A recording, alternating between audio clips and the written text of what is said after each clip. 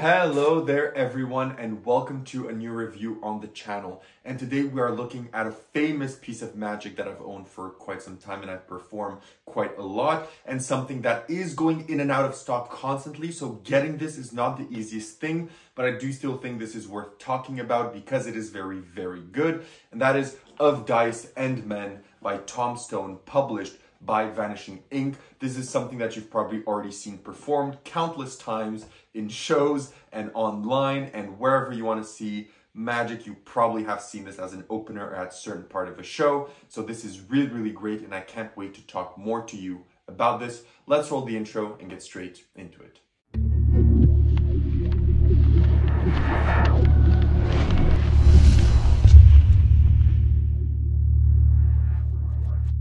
Perfect, so you decide to stick around, which means you want to learn more about Of Dice and Men. So what is Of Dice and Men? It's essentially the classic hug, kill plot, comedy kind of gag, but also effect that you're gonna do to one spectator within an audience. If you've not seen this, I can't really perform it to you, but I can give you a small rundown of how this would work. So essentially, I'm gonna show you this in a moment. Anyway, you're gonna have this big, board hung on a chair or somewhere in full view from the start of the show. Then you're gonna invite someone on stage. You're gonna tell them that you're gonna play a game and they're gonna be able to win a prize from 1 to 6, and you're gonna have to choose a number. But what they're gonna do is they're not just gonna name any number, because it's easy to influence the numbers that people choose. So you're gonna hand them a die. They can inspect the die, roll it, and see that it's a normal die. Then you would proceed to take a cup. You have them dump the die in the cup, mix up the cup just like this, and look at the number on top. So then they're going to remember that number. You're going to place the cup aside and you tell them, perfect. So now you have a number in mind that was fully determined by chance, correct? Now what you have here is prizes from 1 all the way through 6. So what is your number? Then they're going to say, for example, number 4. So you're going to proceed in taking out here number 4 and you tell them, this is your prize. Number 4, you have won a hug. That is your prize. Thank you very much. And then when you proceed to actually tell them to come in and give you a hug, when you actually give them a hug and you go around their hand, all the audience will see that all the other options that were available for them to choose would have been kill. So that is essentially the hug, kill, gag / routine that is very famous, and you've probably seen some of your favorite magicians actually doing this on live TV or in their shows. But yeah, that is the routine. Let me just place this back in its place. We're going to talk about all of these aspects in a moment.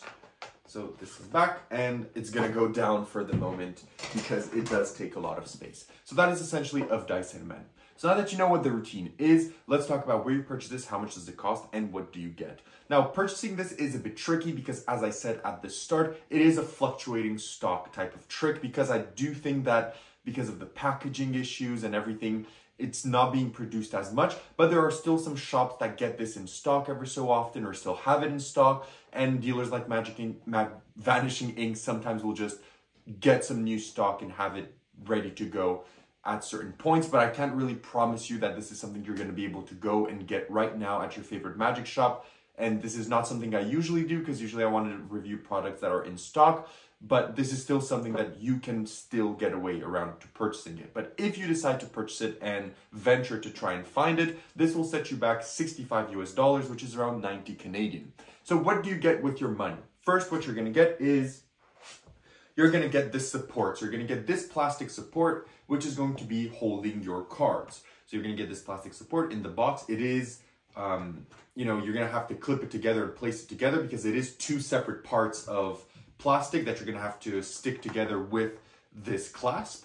And then you're also going to get your pieces here of number that are really well made. This is not even plastic. This is like really rough, tough plastic. So this is going to pretty much last you your entire life.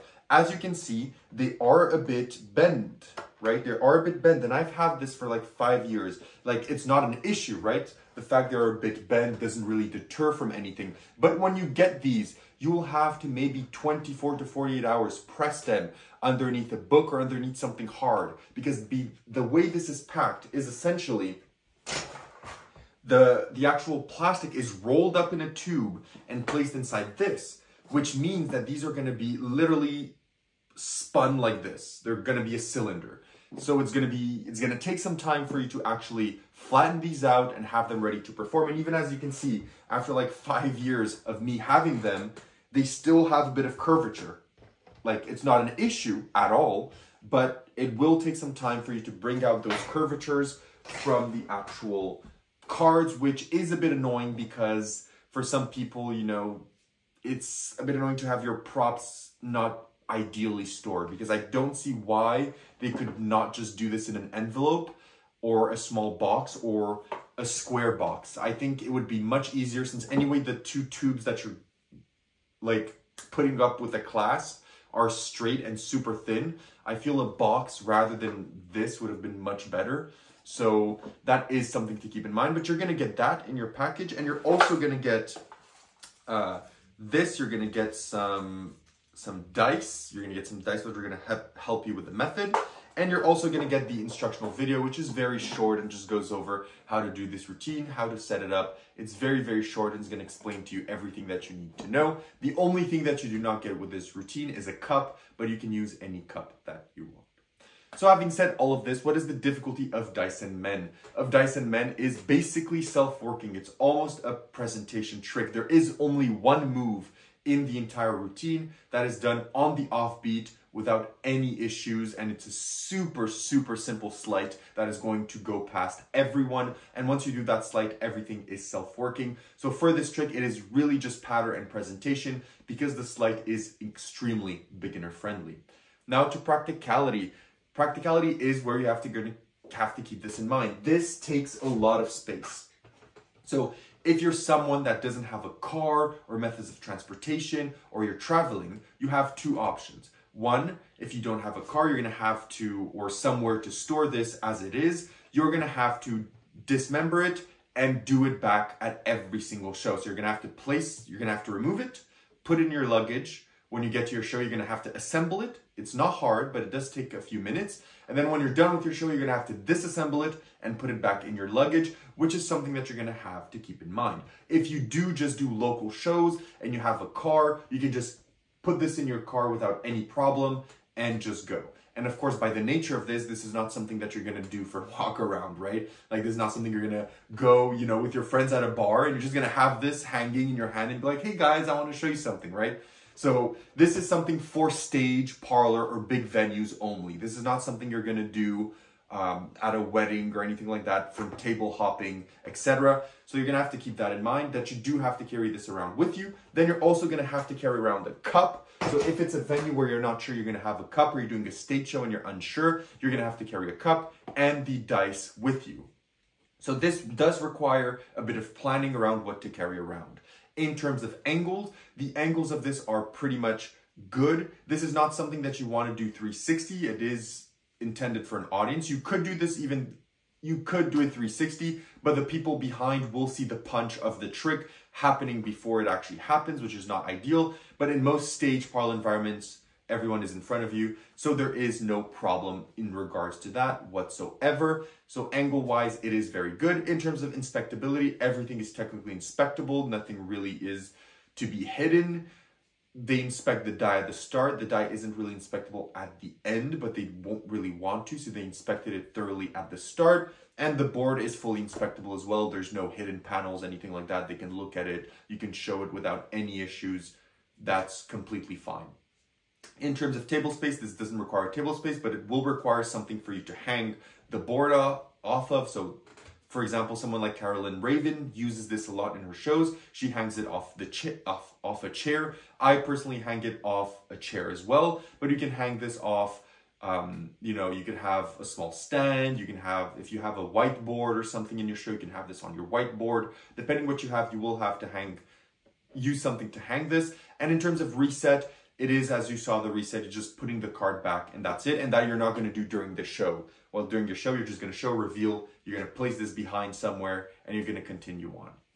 So knowing all that you need about practicality, where do you perform this? I've pretty much already hinted. This is a stage parlor cabaret piece where you have an audience in front of you and you are standing up in front of an audience. This is not something you're going to do casually at a bar or anything like that, or table hopping. This is definitely something designed for stage and parlor settings. So that's where you're going to be able to perform this.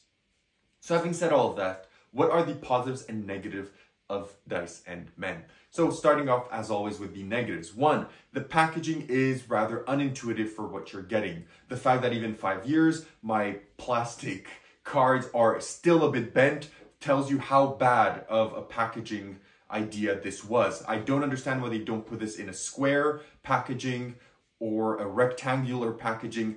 Everything would be so much better in those scenarios, and everything would fit. That's the worst part. It would fit. So I don't know what put them to design this as such a long packaging, which is also annoying to pack because when they send this out, they have to put this huge box, which raises issue with customs, etc. So I don't know why this comes shipped as the cylinder type rectangular thing rather than just having something like this masked, and you place your numbers, your 2 tiges at the side, your clasp at the top, and the 2 dice in the middle, and that's it. Maybe you should hire me as packaging director if ever you want to rebrand this. I have the best idea ever.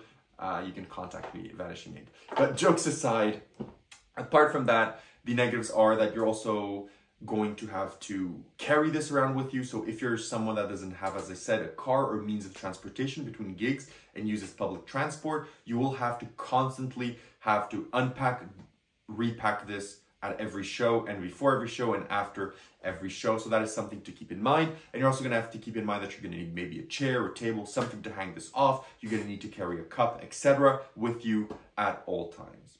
Moving on now to the positives. One, it's a very simple, easy routine to do. It's extremely commercial. There have been reiterations of this 1,000-fold. People are doing similar gimmicks, similar premises, similar everything based around the premise of this actual trick.